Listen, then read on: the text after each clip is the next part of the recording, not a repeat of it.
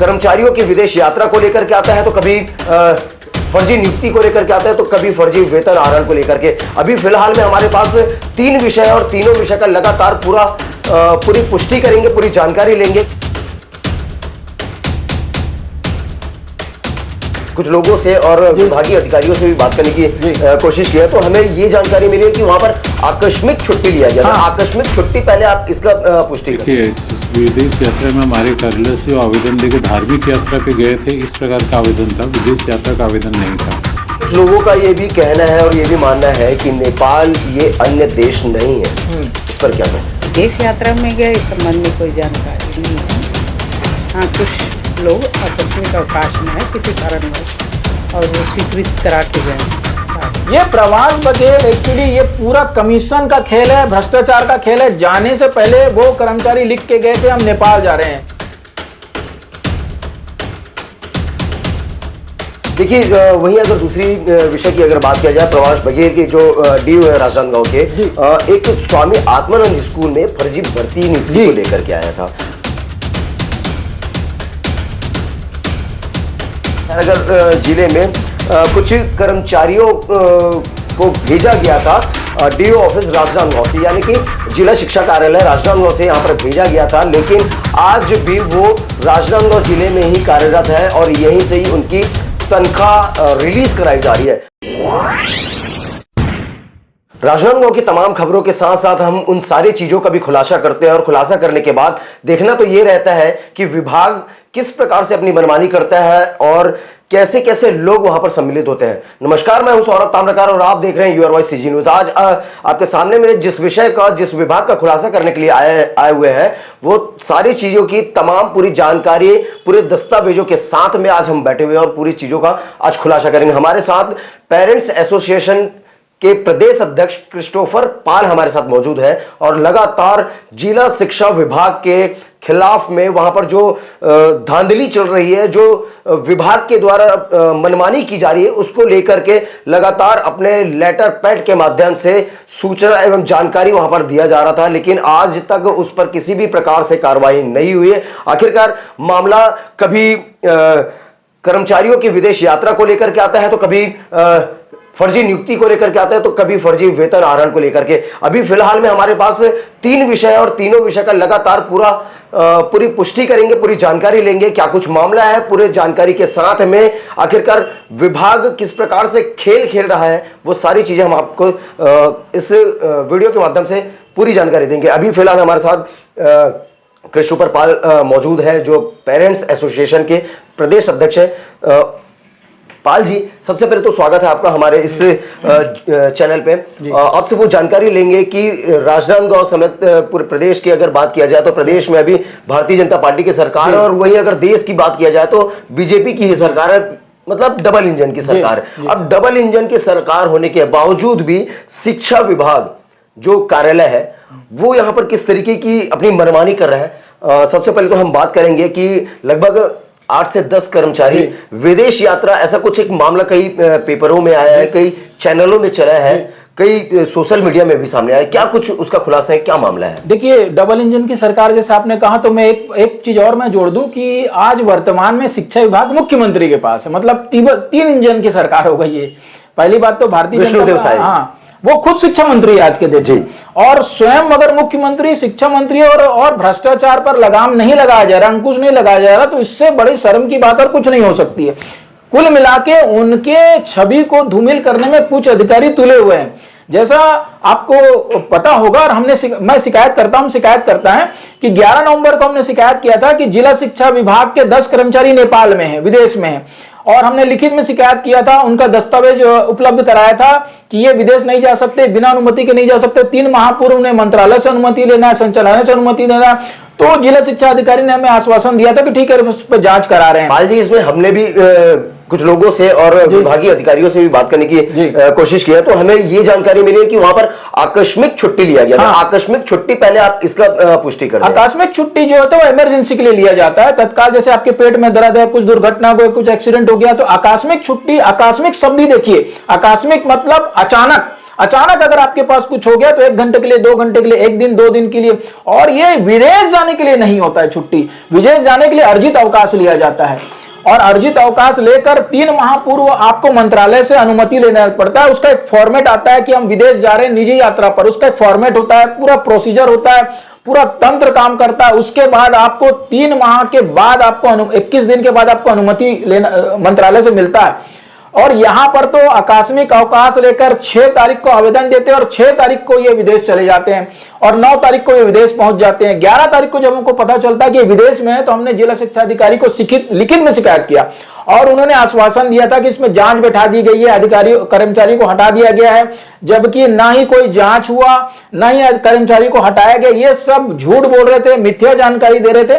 और जब वो 15 तारीख को आए हैं तो अब उनको बड़ा बड़ा पद दे दिया गया है, मलाईदार पद, जिसमें लाखों रुपया वो कमा रहे हैं और लगातार वो कमाते रहेंगे। तो इस प्रकार से पूरा भ्रष्टाचार को प्रभास बघेल अंजाम दे रहे हैं, जबकि उनको पता होना चाहिए कि राजनांदगांव विधानसभा अध्यक्ष डॉक्टर रमन सिंह का विधानसभा क्षेत्र है, मुख्यमंत्री उसके शिक्षा मंत्री है, उसके बावजूद भी अगर ये अधिकारी डर नहीं रहा तो ये सोचिए कि ये अधिकारी कितना दमदार है और इसे ऐसा पता है कि मेरे खिलाफ कोई कार्रवाई नहीं हो सकता, क्योंकि ये पूर्व मुख्यमंत्री के भी बहुत खास रह चुके हैं।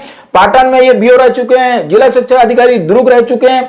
तो इनका ये डेयरिंग देखिए कि ये खुले चैलेंज कर रहे हैं व्यवस्था को, सरकार को, अधिकारियों को, कलेक्टर को कि इनके खिलाफ कार्रवाई नहीं हो सकता, जबकि तत्काल अभी प्रभास बघेल को निलंबित कर देना चाहिए। क्योंकि जो कर्मचारी गए थे वो अपने आवेदन में लिखे थे हम नेपाल जा रहे हैं, उनके ऑनलाइन आवेदन में लिखा था नेपाल पशुपतिनाथ मंदिर। इसको देखते हुए उन लोगों ने 11 तारीख को स्वीकृत किया। इसका मतलब इसमें दोषी कर्मचारी भी है, लेकिन सबसे बड़ा अगर कोई गुनाहगार है, दोषी है तो प्रभास बघेल है, उनको निलंबित किया जाना चाहिए। कल हम मंत्रालय जा रहे हैं, इसकी पूरी जानकारी हम संचालक महोदय और सचिव महोदय को देंगे। पाल जी, कुछ लोगों का ये भी कहना है और ये भी मानना है कि नेपाल ये अन्य देश नहीं है, इस पर क्या कहना है? नेपाल अन्य देश नहीं है, ये एक बहुत हास्यास्पद बात है। नेपाल को एक अलग देश का दर्जा मिल गया, वहां का प्रधानमंत्री अलग है, वहां का संविधान अलग है, वहां का झंडा अलग है।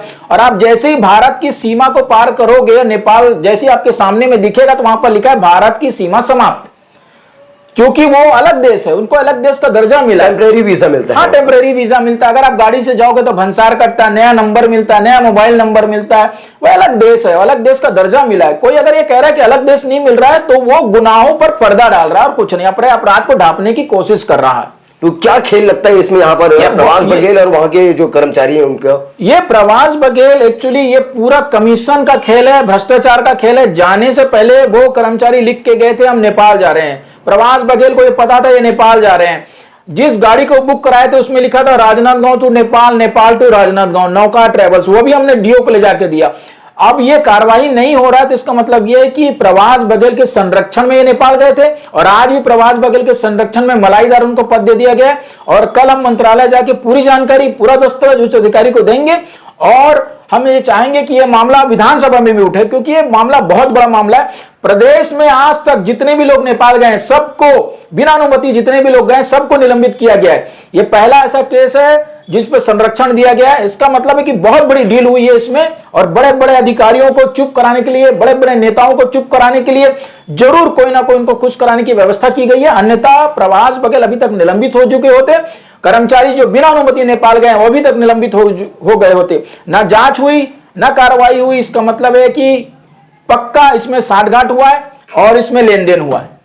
देखिए, वहीं अगर दूसरी विषय की अगर बात किया जाए, प्रभास बघेल के जो डीओ है राजनांदगांव के, एक स्वामी आत्मानंद स्कूल में फर्जी भर्ती नियुक्ति को लेकर के आया था। कई पेपरों में भी ये विषय चला है, उठा है, तो इस पर क्या कुछ टिप्पणी है आपकी? प्रभास बघेल 5 नवंबर को नवनीत जोशी एक लैब अटेंडेंट है, स्वामी आत्मानंद स्कूल जो पीएम श्री स्कूल हो चुका है, म्युनिसिपल स्कूल, वहां पर सीधी भर्ती का कोई पद नहीं है, क्योंकि स्वामी आत्मानंद स्कूल में सीधी भर्ती का कोई पद नहीं होता। बावजूद इसके नवनीत जोशी लैब अटेंडेंट को प्रभास बघेल ने 5 नवंबर को उस स्कूल में भर्ती कराया है, सीधी भर्ती दिया है, सरकारी नौकरी दिया है। तो ये सीधा सीधा फर्जी भर्ती का मामला है और लिखित में मेरी ये शिकायत है। मुझे आश्वासन दिया गया था कि इस पर जांच बैठाए जाएंगे, कार्रवाई होगी। ना आज तक जांच हुआ, ना कार्रवाई हुई, क्योंकि फर्जी भर्ती का मामला है और इसमें तत्काल प्रभाव से प्रभास बघेल को निलंबित किया जाना चाहिए, क्योंकि मैंने प्रमाण दिया है। प्रभास बघेल का नियुक्ति आदेश, नियमितीकरण आदेश मैंने उसमें अपनी शिकायत के साथ में संलग्न करके शिकायत किया है, और अब हमारी मांग है कि इस पर जो है इसमें निलंबन की कार्रवाई इसको किया जाए। देखिए, कहीं ना कहीं अगर शिक्षा विभाग में इस प्रकार की लचर व्यवस्था नजर में आ रही है तो विवाद तो उठना यह संभव था, लेकिन ये भी बात अभी यहीं पर थमती नहीं है। अगर हम बात करें तो अभी के विभाजित जिला, नवनिर्मित जिला खैरागढ़ जिला, जो राजनांदगांव जिले से लगा हुआ जिला है, नवनिर्मित है, कांग्रेस सरकार, भूपेश बघेल की सरकार में भूपेश बघेल के द्वारा इस जिले को अलग कर दिया गया था। अब जिला अलग होने के बाद यहां पर बड़ा सवाल उठता है कि वहां कार्यालय खोला जाए, क्योंकि जब अगर जिला बना है तो स्वाभाविक सी बात है और संभव सी बात है कि अगर कार्यालय बनेगा तो वहां पर कर्मचारी बैठेंगे। वही अगर हम बात करेंगे तो खैरागढ़ जिले में कुछ कर्मचारियों को भेजा गया था डीओ ऑफिस राजनांदगांव से, यानी कि जिला शिक्षा कार्यालय राजनांदगांव से यहां पर भेजा गया था, लेकिन आज भी वो राजनांदगांव जिले में ही कार्यरत है और यहीं से ही उनकी तनख्वाह रिलीज कराई जा रही है। आखिरकार मामला इस पर क्या कहेंगे आप? ये बहुत बड़ा एक भ्रष्टाचार का मामला है जिस पर तत्काल एफआईआर दर्ज होना चाहिए, ये हमारी मांग है। मामला यह था कि जब खैरागढ़ अलग हुआ तो पिछले साल लगभग 15 माह पहले एक शासन से आदेश आया, जो रीडिप्लॉयमेंट बोलते हैं, कि डीओ कार्यालय राजनांदगांव के आधे कर्मचारी पद और कर्मचारी समेत खैरागढ़ तत्काल भेजा जाए, और उनका जो आधा पद है खैरागढ़ जिला शिक्षा अधिकारी राजनांदगांव का, वो आधा पद समाप्त करके खैरागढ़ को दे दी गया। पद और कर्मचारी दोनों को भेजने का आदेश हुआ था, लेकिन ना वो कर्मचारी गए और ना ही उन्हें भेजा गया। जैसे अभिषेक श्रीवास्तव, महेश ठाकुर, ऐसे अन्य 9 लोग और हैं जिनका पद समाप्त कर दिए गए। वो जिला शिक्षा अधिकारी राजनांदगांव के कर्मचारी पिछले 15 माह से नहीं है, उनको उस कार्यालय में काम, बस प्रमाण है? बिल्कुल प्रमाण है मेरे पास में प्रमाण है, और प्रमाण मैंने दिया है, शासन का आदेश दिया है, जांच के लिए लिखा है, और ये लिखा है कि जब ये जिला शिक्षा अधिकारी के कर्मचारी नहीं है तो उन्हें संचित निधि से वेतन क्यों दिया जा रहा है। ये इतना बड़ा अपराध है। मैंने वित्त मंत्री को भी लेटर लिखा है, वित्त सचिव को भी लेटर लिखा है। अब हम इस पर कल जब हम मंत्रालय जाएंगे तो हम डीजीपी को भी लेटर लिखेंगे कि तत्काल इस पर एफआईआर दर्ज किया जाए सभी कर्मचारी के ऊपर में, और खासकर जो वेतन जारी करने वाले प्रभाष बघेल के ऊपर में, क्योंकि संचित निधि से वेतन देना बहुत बड़ा अपराध है। वो उनके कर्मचारी है ही नहीं, उनका पद जिला शिक्षा अधिकारी में है ही नहीं, तो बिना पद के संचित निधि, संचित निधि होता है जिससे संचित निधि होता है, जो सरकार का एक निधि होता है जिससे सरकारी कर्मचारी को पेमेंट दिया जाता है, सिर्फ सरकारी कर्मचारी को, संविदा कर्मचारी को नहीं। संचित निधि से सिर्फ सरकारी कर्मचारी को। और ये अभिषेक श्रीवास्तव, महेश ठाकुर, ये वर्तमान में जिला शिक्षा अधिकारी राजनांदगांव के कर्मचारी नहीं है, इनको वेतन दिया रहा। मतलब ये 420 का मामला है, गबन का मामला है, और सीधा इसमें एफआईआर का दर्ज करके इनको जेल भेजने का मामला। ये तो सीधी सी बात हो गई कि सरकार के कर्मचारी ही सरकार को धोखा दे रहे हैं। बिल्कुल लूट रहे हैं, गबन कर रहे हैं, आर्थिक क्षति पहुंचाया जा रहा है। सरकार, ऐसी सरकार के पास पैसा नहीं है और लाखों रुपया का ये क्षति पहुंचा रहे हैं ये लोग बैठ के, जबकि ये कर्मचारी है ही नहीं। इनके ऊपर में एफआईआर दर्ज होना चाहिए। फर्जी नियुक्ति का मामला है और इस पर बहुत गंभीरता से इसमें वित्त मंत्री को इसमें ध्यान देना चाहिए, कलेक्टर को ध्यान देना चाहिए, तत्काल इस पर एफआईआर दर्ज कराना चाहिए उन सभी कर्मचारियों और जिला शिक्षा अधिकारी के ऊपर में जो संचित निधि से वेतन जारी किए हैं। अगर हम डीओ प्रभाष बघेल की बात करते हैं तो दुर्ग जिले में जब ये अपने पदस्थ थे तब भी उनके कई सारे मामले सामने, बहुत सारे 2022 में 2020 से लेकर 22 तक ये जिला शिक्षा अधिकारी कार्यालय दुर्ग में पदस्थ थे। उनके ऊपर में कई आरोप लगे, जैसा फर्जी भर्ती का आरोप लगा कि 6 अपने रिश्तेदारों को स्वामी आत्मानंद स्कूल में भर्ती कर दिए। हमारी शिकायत थी, मेरी शिकायत थी, उस पर जांच बैठी, तत्कालीन कलेक्टर ने जांच बैठाया, तत्कालीन सीओ ने जांच किया, अश्वनी देवांगन ने, और दोषी साबित हुए। और चूंकि ये मुख्यमंत्री, पूर्व मुख्यमंत्री के खास रहे, इसलिए वो जांच को भूपेश बघेल के खास रहे, क्योंकि वो पाटन में भी बीओ थे ये, और तत्काल इन्हें रातों रात इनका बालोट ट्रांसफर कर दिया गया, लेकिन इनके पर कार्रवाई नहीं हुई। पुलगांव थाने में शिकायत हुई, जांच चल रही थी, जांच रुकवा दिया गया। लेकिन अभी वर्तमान में जब टामन सिंह सोनवानी अगर जेल में है, उनके पर आरोप लगता है कि लोकसभा आयोग के अध्यक्ष रहते हुए उन्होंने अपने रिश्तेदारों को नौकरी दिलाया, तो प्रभाष बघेल भी डीओ रहते हुए अपने 6 रिश्तेदारों को नौकरी दिलाया। अगर टामन सिंह सोनवानी जेल में तो प्रभाष बघेल को भी जेल में होना चाहिए। यह हमारी मांग और लिखित में मांग है। और कल भी हम कमिश्नर साहब दुर्ग को देख के आए कि यदि टामन सिंह सोनवानी जेल में है तो प्रभाष बघेल को भी जेल में होना चाहिए। पूरा हमने सबूत प्रमाण सब देके हम आए हैं। देखिए पाल जी, लगातार प्रभाष बघेल के नाम पर, प्रभाष बघेल जो है उनके ऊपर, उनके खिलाफ में इतने सारे मामले सामने में आ रहे हैं, लेकिन विभागीय स्तर पर कार्रवाई कुछ हो नहीं पा रही है। अगर अपन इस विदेश यात्रा की बात करें तो वहां पर कारण बताओ नोटिस भी, ऐसा हमारी जानकारी में कोई कारण बताओ, कोई कारण बताओ। देखिए, जांच जांच बैठाने की बात कही गई थी, जांच नहीं बैठाया गया। जबकि इस विषय में अगर देखा जाए तो इन कर्मचारियों को छुट्टी कभी मिलती ही नहीं है। हाँ, पहली बात, आकस्मिक अवकाश में आप विदेश नहीं जा सकते।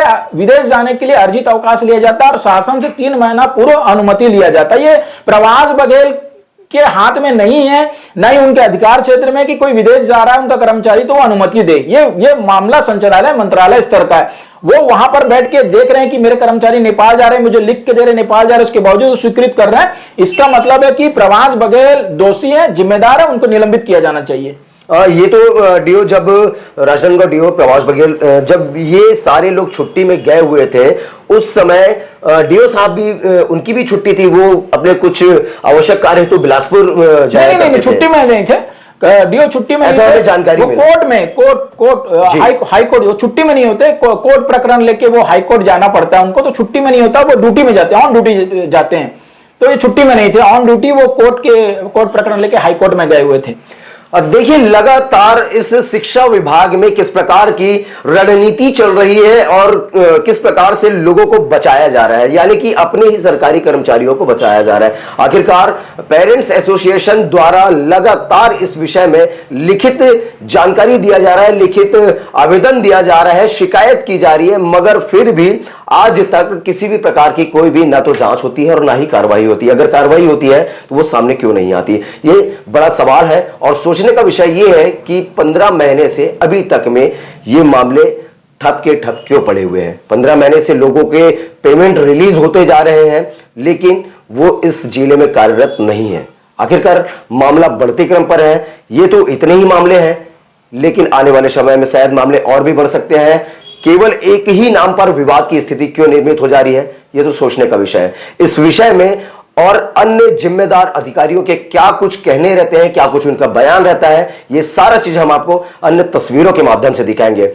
बहरहाल अब सोचने का विषय तो यह है कि इन तमाम विषयों को लेकर के इस जिला शिक्षा विभाग पर क्या कुछ कार्रवाई की जाती है, प्रदेश स्तरीय कार्रवाई हो या जिला स्तरीय कार्रवाई हो, लेकिन कार्रवाई होगी या नहीं होगी यह भी सोचने का विषय है। आगे सारी चीजें हम आपको अन्य तस्वीरों के माध्यम से दिखाएंगे। यूआरवाई सीजी न्यूज के साथ सौरभ ताम्रकार, राजनांदगांव। देखिए, विदेश यात्रा में हमारे कार्यालय से वो आवेदन देके धार्मिक यात्रा पे गए थे, इस प्रकार का आवेदन था, विदेश यात्रा का आवेदन नहीं था। और उसमें हमने अनुमति केवल धार्मिक यात्रा के नाम पे भारत के अंदर के लिए अनुमति भी नहीं, हमने अवकाश स्वीकृत किया था। सर, सूचना मिली कि उसमें तो किसी ऑनलाइन छुट्टी चढ़ाते हुए उसमें नेपाल लिखा हुआ है। उसमें एक आवेदक अभिषेक श्रीवास्तव के आवेदन में नेपाल लिखा हुआ है और ऑनलाइन स्वीकृति में, उस अवधि में ऑनलाइन स्वीकृति सामान्यतः डीओ द्वारा अधिकृत क्लर्क द्वारा किया जाता है, तो उस समय उसने शायद नहीं देखा होगा। डेट जो है सर 6 तारीख में लोग आवेदन किए थे लेकिन वो छुट्टी 11 तारीख से है जी। उस अवधि में अधिकांश बहुत सारे दिनों में अवकाश रहा है। 7 तारीख को अवकाश था, 9 तारीख को अवकाश था, वर्किंग डे 11 ही है। सर, इससे कुछ लिखित शिकायत भी की है? लिखित शिकायत छत्तीसगढ़ पेरेंट में बैठाई गई है। जांच प्रतिवेदन आने के बाद ही इस संबंध में निर्णय लिया जाएगा कि उन पर क्या कार्रवाई संशोधित की जा सकती है।